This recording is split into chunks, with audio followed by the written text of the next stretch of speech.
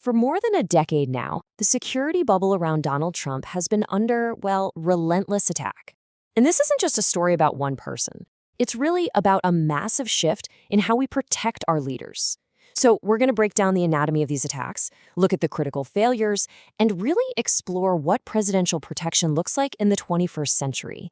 Picture it, a rally, just like any other. It's a scene we've all seen 1,000 times in American politics. But on this day, a single sound shattered that illusion of safety. It was a sound that proved that no one, not even a former president, is ever truly safe. And that's why this was so unbelievably shocking. You have to go all the way back to 1981 to when Ronald Reagan was shot to find anything even close to this. I mean, an attack of this magnitude on a president or a major candidate, it just hadn't happened in decades. So it immediately raised this huge, terrifying question. How on earth could this have happened? Okay, so the details here are just chilling. A sniper, a man named Thomas Crooks, got himself onto a rooftop about 150 yards away from the stage. He opens fire with a semi-automatic rifle. One of those bullets hits Donald Trump, tearing right through the top of his ear. And in that moment of pure chaos, some really critical vulnerabilities in modern security were laid bare for everyone to see. Vulnerabilities that honestly had been hiding in plain sight all along. So you might be thinking, was this just a one-off, a total bolt from the blue? Well, not even close. The attack in Butler wasn't the beginning of the story. It was actually the culmination of a long and, frankly, escalating pattern of danger that had been building for years. Just take a look at this timeline. It really tells a story. We start back in 2016 with, a pretty desperate attempt to grab an officer's pistol. A year later, it gets weird, a plot involving a stolen forklift. But then fast forward to 2024, and the whole game has changed. We're talking high-powered rifles in 2 different attempts. Then jump to 2026, and you've got an armed breach at his home. The pattern here is crystal clear, and it's undeniable. The threats were getting more frequent, way more sophisticated, and a whole lot deadlier. And what's really interesting is that these dangers are coming from 2 totally different directions. On one side, you've got the lone attackers. These are individuals acting on their own, often radicalized. But then on the other side, you have something much more complex. Actual state-sponsored plots. I mean, think about it, an operation reportedly backed by Iran to hire an assassin right here on U.S. soil. That tells you this isn't just a domestic issue anymore. It's a global geopolitical risk. All right, let's circle back to that day in Butler. The big question is, with all the resources of the Secret Service, how in the world did a sniper manage to get into position and open fire? The investigation that followed uncovered a series of, frankly, catastrophic security failures. This wasn't just a case of bad luck. It was a complete breakdown of the system. And the official report from the U.S. House Task Force? It came to a really damning conclusion. Just 3 words. The attack was preventable. Imagine hearing that. Those 3 words sent absolute shockwaves through the Secret Service. It forced a total top-to-bottom reevaluation of everything they do. So what exactly went wrong? Okay, the investigation boiled it down to 3 critical failures. Number 1, the security perimeter was flawed. The Secret Service knew that rooftop was a potential threat, but for some reason they didn't secure it. Number 2, a broken chain of communication.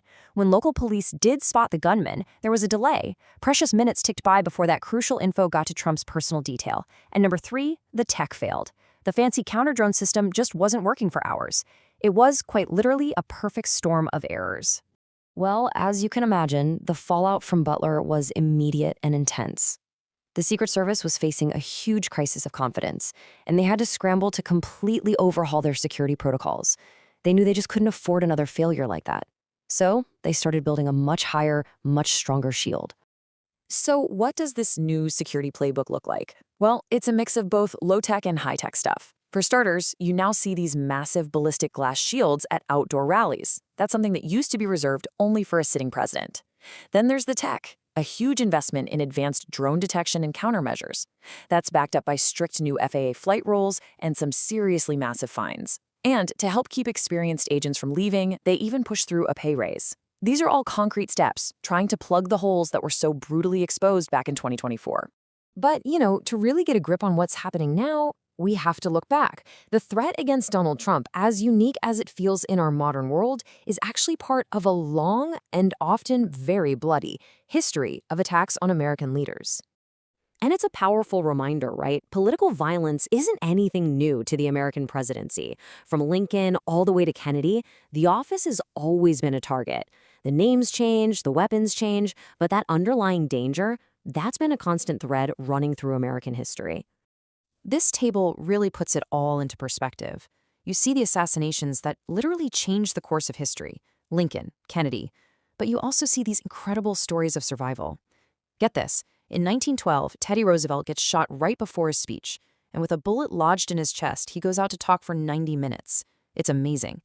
And just like Ronald Reagan's survival in 1981 forced major changes to security, what happened to Donald Trump in 2024 has done the exact same thing for our time. But here's the thing. History gives us context, but it doesn't really explain the threats we're facing today. What makes the modern threat so different? It really boils down to two powerful forces, technology and ideology. And when those two things mix, they create a whole new kind of attacker. And this is the profile that keeps security officials up at night. They call it the lone wolf attacker. See, these aren't people in some big conspiracy you can infiltrate.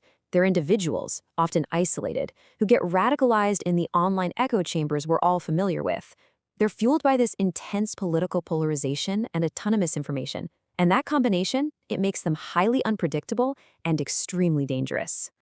And the scale of this problem is just staggering. I mean, look at the numbers. When you break down the major plots against Trump over the past decade, a full 80%, 80, have come from these lone attackers. Now, don't get me wrong, state-sponsored plots are a huge concern, but the sheer volume of these ideologically motivated individuals, that's the most persistent and, frankly, the most unpredictable threat. Which really leaves us with this final, crucial question. In an age where political divisions just seem to get deeper and technology makes all kinds of new attacks possible, how do we protect our leaders? It's a constantly evolving challenge. You can always build a shield higher, but the fundamental question remains. Can it ever be high enough? In our current age of division, the answer to that is anything but certain.